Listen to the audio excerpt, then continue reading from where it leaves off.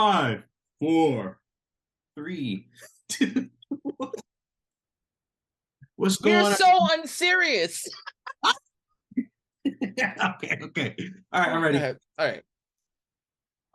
Hello everybody, and welcome to our Bigger Than Our Dreams conversation. My name is YawnyBlew. And my name is Amir, also known as Tariq Carroll.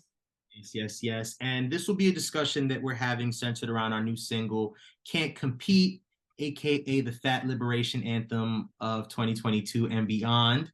Yes. Um, Yes. This record was produced by Amir and inspired by his work as Tariq Carroll for the Everyman Project. I started the writing on this record after falling in love with the work, and I'm honored to bring it to this stage, where we'll be releasing it together on November 18th. Um, Yes. and we'll be having discussions just centered around being plus size men in the entertainment industry and how we navigate the different signals that we receive from the world telling us that we're too big for our dreams. Right. Fuck them. We're not too big for our dreams. I want to quickly, I want to get into an introduction portion because our brother over here has some explaining to do. Who are you? Who am I? That's a loaded question. No, you guys um, know him as Tariq. so hi Uh, everybody. Most of you know me as Tariq Carroll, but a lot of you know I am a multi-hyphenate bad bitch. I do multiple things. I am not only a photographer, I am a fat liberation activist. And now you all are getting to know me as a recording artist, music producer. I have been in this space now relatively for the past like 3 years, quietly for 2 years, just really experimenting and having fun. And honestly, over the pandemic was when I really got to really lean in and like really create, because let's be honest, like the world still in shambles, but 2020 was a very scary place. And I really needed something to really kind of sink my teeth into, because photography was kind of, a done deal at that point.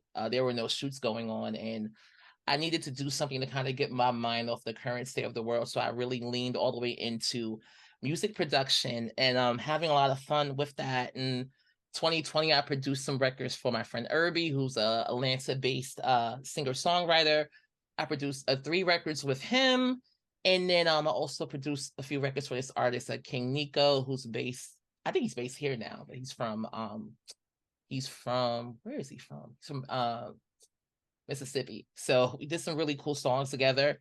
And from there, I started to play around a bit with songwriting as a rapper. And it took me a while to get really comfortable with showcasing that and really sharing that with people, because I have such a respect for the craft as a fan of hip hop, as a fan of all genres of music, but hip hop, growing up in Brooklyn, Lil Kim and Biggie are like my 2 main idols. So I have such a huge respect for the craft that I didn't want to be out here with some shitty ass bars. There's enough people doing that. And I had to do my homework, and I had to become more comfortable with trusting my ideas. So now here we are as Amir, which is, my middle name.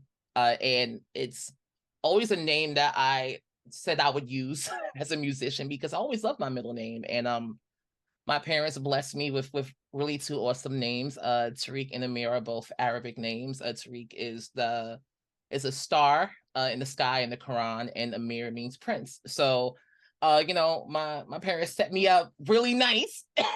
And my mom wanted to name me Amir, and I said, well, if I ever do music, I'm going to use Amir as my artist name, and it's a part of me. And Amir, the separation is Amir is a bit more bold than Tariq is. He's a bit more brazen. He's a bit more in your face. Amir might be a bit more aggressive, more braggadocious, more brooding. He's the dark angel version of Tariq, and he says all the shit that Tariq doesn't feel comfortable saying. So that's yes. really really a separation. And creating Amir really allows me to create a character where I can really get into a space where I can be more fearless. So in many ways, Amir really encourages Tariq to be his most authentic self. So it's kind of how they both kind of work together. I love that. I love that. And so that means going forward, when it comes to this music shit, we are talking to Amir. You're And talking to Amir. no, I love that you told that story because it actually inspires me to tell a quick story behind my name. 'Cause I don't think I've ever told anybody what YawnyBlew is. I But don't even know.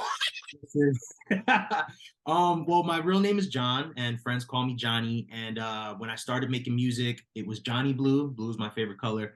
But if you had asked me at the time, at 21, 22, I would have gave you the fakest, deepest explanation about the blue and the ocean and the sky or some shit. I took this way too serious for a long time. And Got you.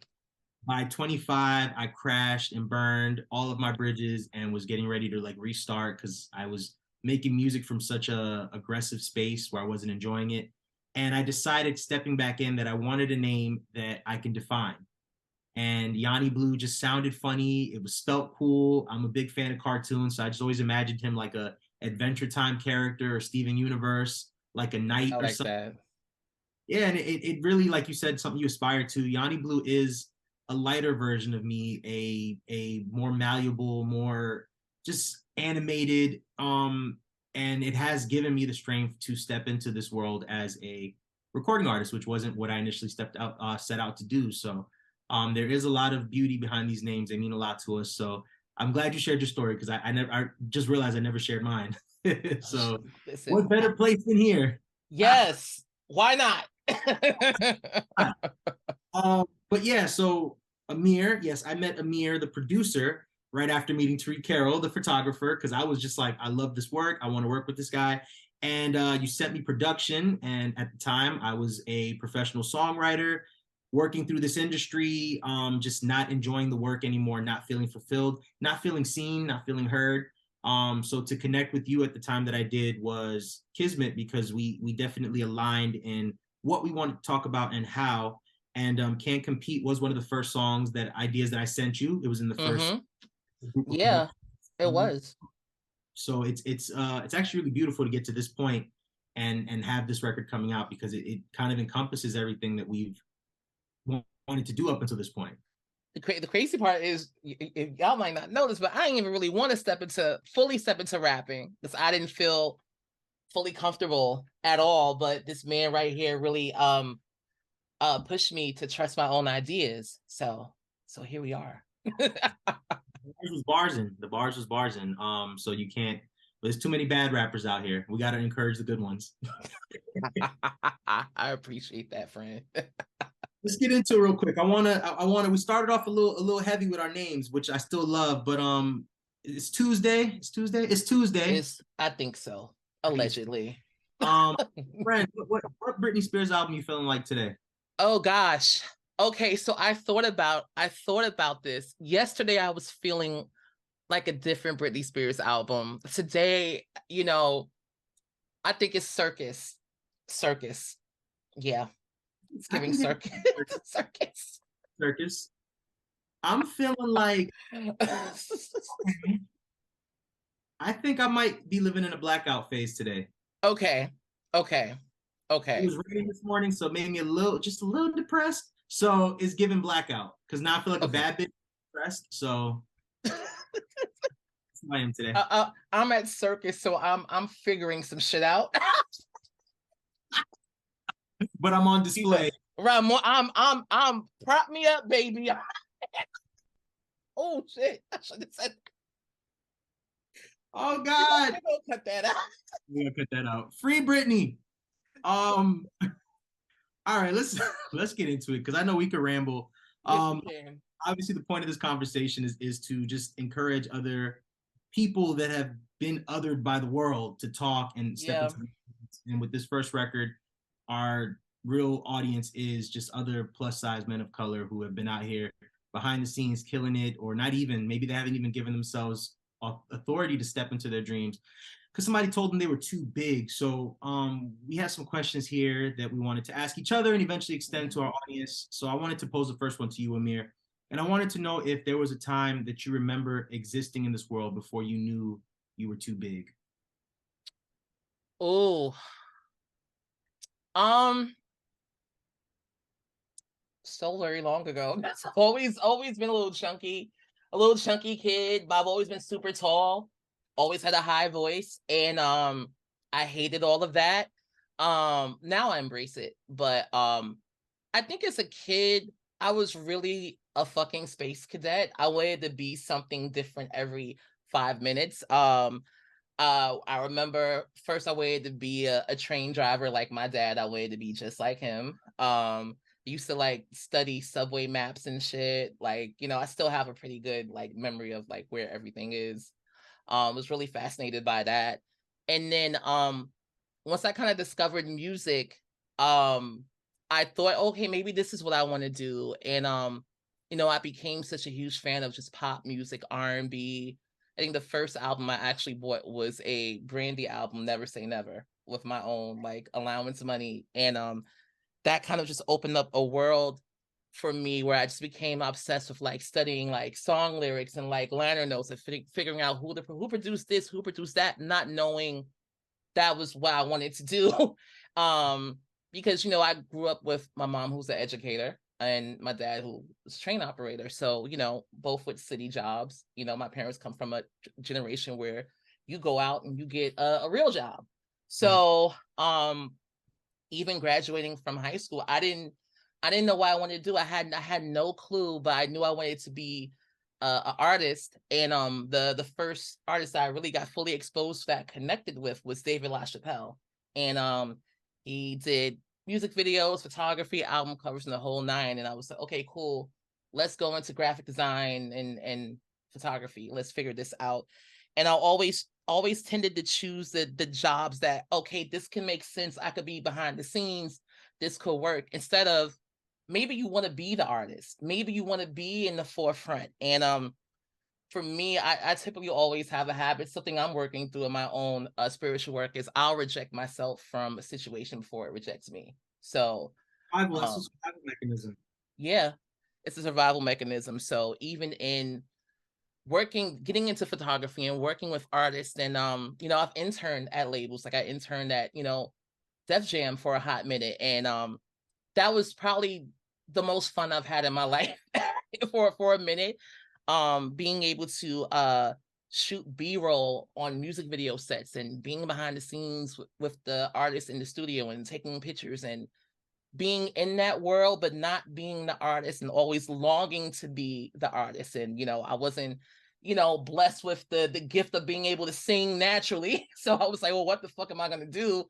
And yeah, I would say it took me a while to really get into really doing the wildest shit I ever wanted to do, and leaning in and actually like taking action and making this shit happen. But yeah, I would say my earliest memories, it took me a while to figure out what the fuck I wanted to do. It was always me kind of hiding from my true purpose, or kind of like, you know, retreating back and kind of let me just be behind the scenes. And you know, I would say it wasn't until the last like maybe 3, 4, 5 years I've started to really become more comfortable and embrace who the fuck I am. So yeah. Wow.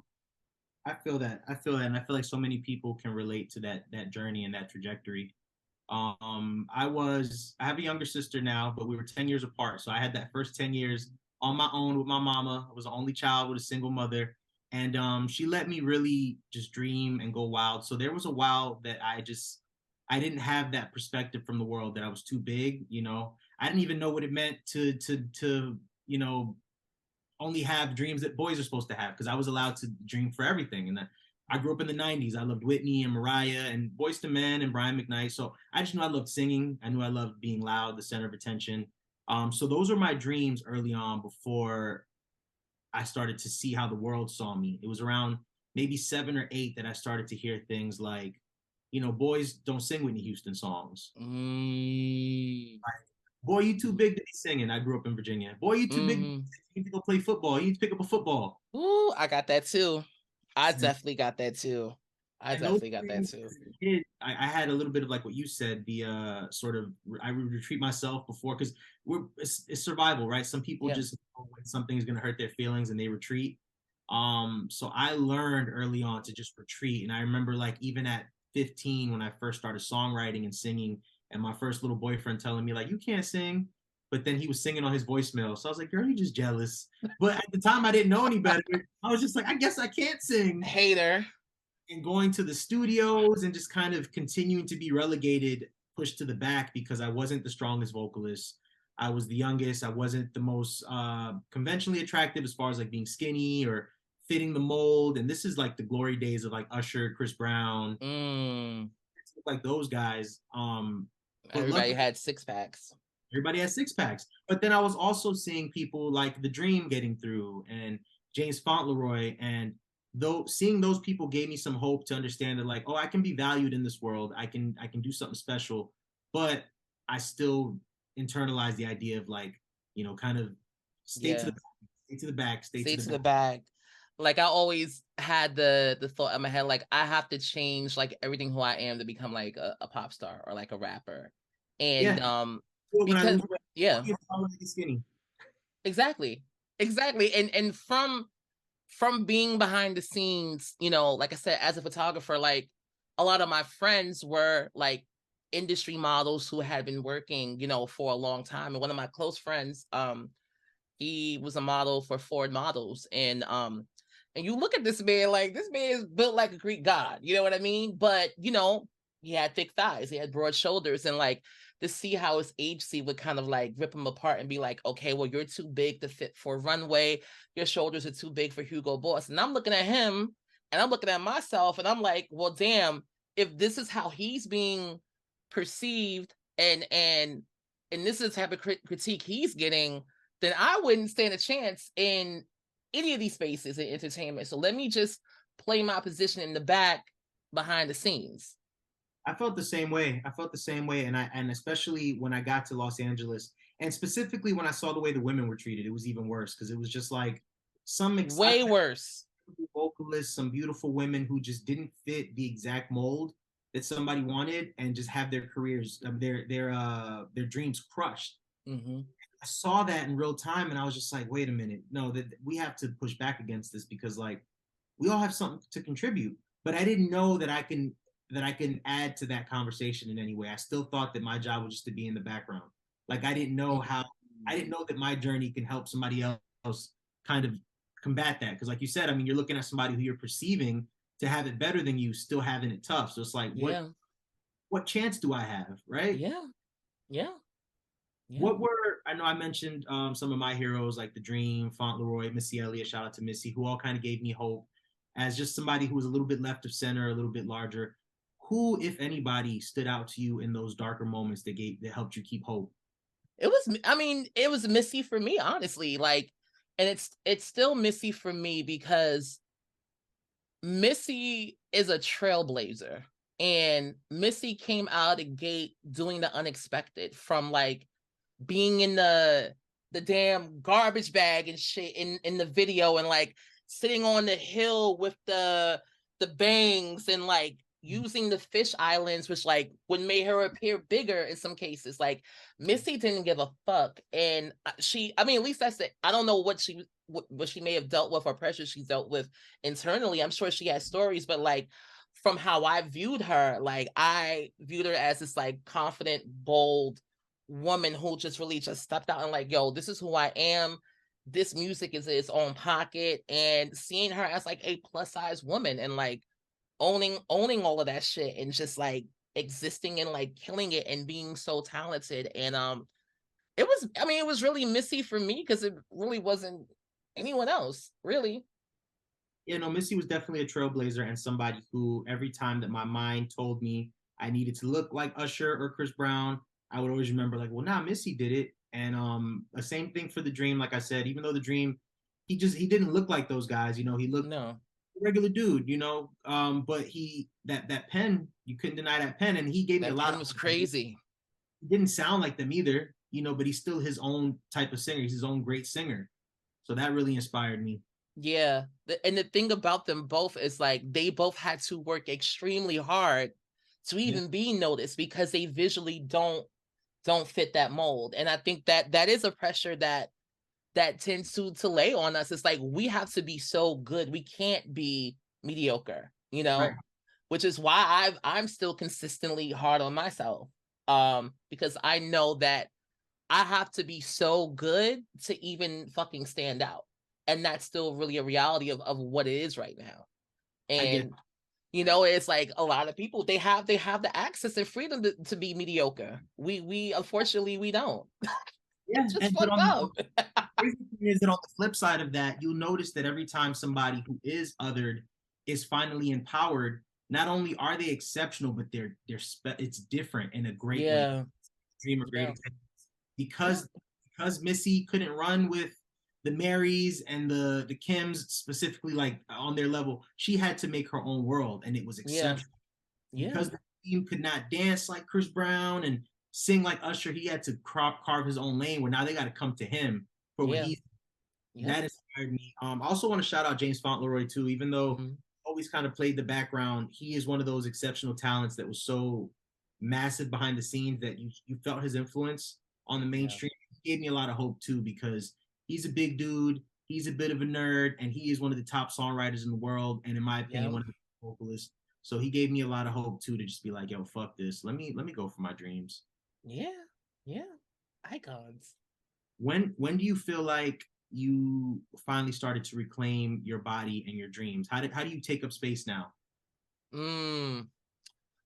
Oh, so for the first half of that question, I think in doing the work I've been doing for the Everyman Project, I know the project has helped a lot of people, but you know, a lot of people don't realize how much it's helped me. Because being at the forefront of this movement, it's a lot of pressure. You know, it's a lot of pressure. And I had the concept in my head a year before I even started it. And I hesitated for a year I hesitated for a whole year before I even started shooting anything. I had it all planned out, and I knew in my spirit that it had the potential of blowing up, and I knew I would be in the forefront of it. And I was not comfortable with that. I was not comfortable with talking about my struggles. I was not comfortable with talking about my body. And honestly, from having my own experiences and exploring my body, you know, I started to ask myself questions like, okay, do you really love yourself? How do you really feel about yourself? And in asking those questions, I started asking my friends those questions, you know, my other you know, other queer men those questions. And I found that we all kind of suffered from the same pain silently. And um women have always been ahead, you know, femmes have always been way ahead. And you know, I realized that, you know, a lot of femmes and women, they were creating spaces in the body positivity movement to speak out, and there was really nothing for men.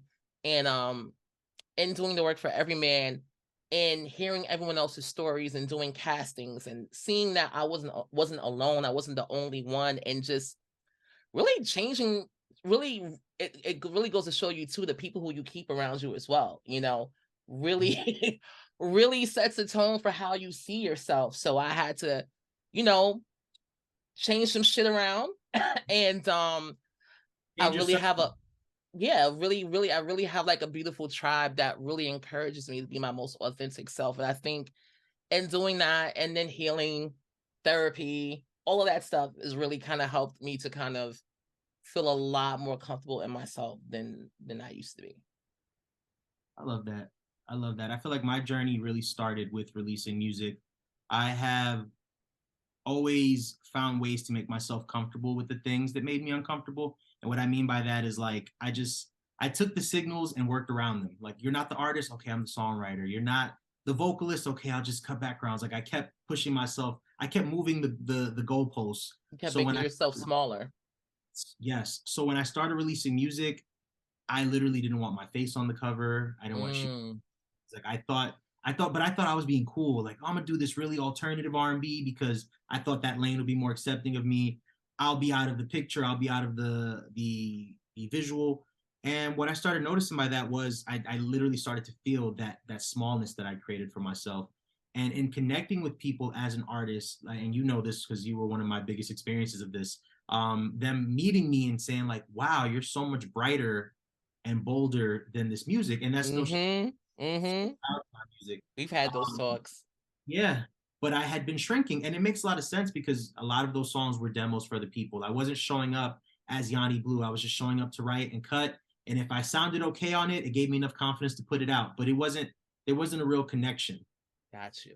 So in those moments, I had to understand, specifically coming into this project with you and just coming out of my album, which I worked on my album for 4 years, coming on the other side of it and realizing like, okay, whatever I do next needs to really be me. I need to show up for myself. And part of that was showing up for, taking ownership of my body and owning, you know, my whole self, being okay at looking at myself in pictures, being okay speaking and realizing that a lot of that shrinking that I did was just a symptom of me feeling like the world doesn't want to see this big Dominican guy singing R&B music. They want me at an office or on a field or No, baby, we need to see you.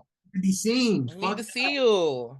So I thank you for your work on the Everyman Project because that really did inspire me on this journey, and making this music with you, I think would be my moment where I began to reclaim my body. I've been reclaiming my dreams for a little bit longer than that, but reclaiming my body, taking ownership of it, being okay with the space that I do take up has been within the last year. Wow. And I thank you as well for one encouraging me to trust my own ideas, because we've had our own talks, and we both come from very similar backgrounds, and being the background and making other people look good, and even in being the producer, and producing records for other artists. And you kind of reminded me like, yo, you really need to kind of lean in and be about what you speak about, and step in the forefront and really own who you are and rap on these records because you're good at it. And it took me a while to own that, but now I can say like, yeah, I'm a pretty fucking nice rapper and I could rip a lot of you bitches up.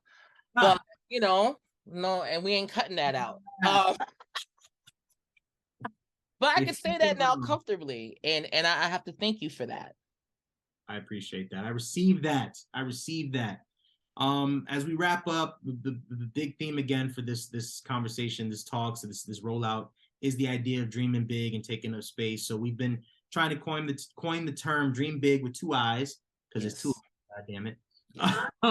So as we pass this off to our guests and our listeners, I want them to know our definition of dream big. So what does that mean for you? Dreaming big means manifesting from a space that is entirely boundless, and tapping into a knowing that it's gonna happen no matter what, and putting the actionable steps behind it to make it happen for yourself, no matter how delusional you may think your dreams are. But like, honestly, like, you do have to be a bit delusional to manifest, because not every day someone blows up and becomes a international pop star. You know what I mean? So it's like, you have to be delusional. You have to believe the shit.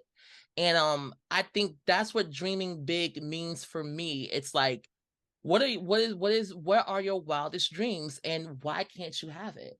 You know what I mean? And really leaning in and asking yourself, why can't I have it? Okay, you can have it. Okay, what steps do I need to take to make it happen? And that's what now at the age that I am, I'm 35. Shit, I'll say it. Fuck it. I look good. Come on, 35. I look good. Y'all wish y'all looked this good at 35. Right. No, at 35, that's my response to what dreaming big means, because now that I'm older, I'm realizing that it's not just enough to dream big. Part of dreaming big is putting the action behind it. Yeah. Yep. I would have we just got a notification. We got 10 minutes. We're about to wrap up. Okay. For me, dreaming big is finally being okay taking up space. It is understanding what I'm capable of. It's aligning that with what I want, and really letting go of where I'm coming from. Really let that go, that in the past, and really soldiering forward. Like you said earlier, I was creating from a place of shrinking, and just being big, being bold, take big swings. You've said a few times in our last couple of talks, just jumping off the cliff, jumping off the mountain. Gotta jump off the cliff. Jump off the fucking cliff. You're gonna fuck around and you're gonna find out. Gotta fuck around and find out. Honestly, that's the dream big right there. We fucking around and finding out, and with absolutely. The more you fuck around, the more you find out. Yeah. Yep. That's the soundbite right there. That's the TikTok. Yes. Yeah, dream big for me is is the thesis of where I'm at right now in life. Just bold, big, broad, brawn, Brawn. the fucking world. I'm just swinging at everything the world throws at me. Period. Bitch, I've been brawn. Amir, I want to thank you for having this talk with me. I know we got Okay, that was cute. we killing it. I know, right? What in this last 6 minutes? What do we want to say? I think that's it. That's it. We can end it. I'll call you. I'll FaceTime you.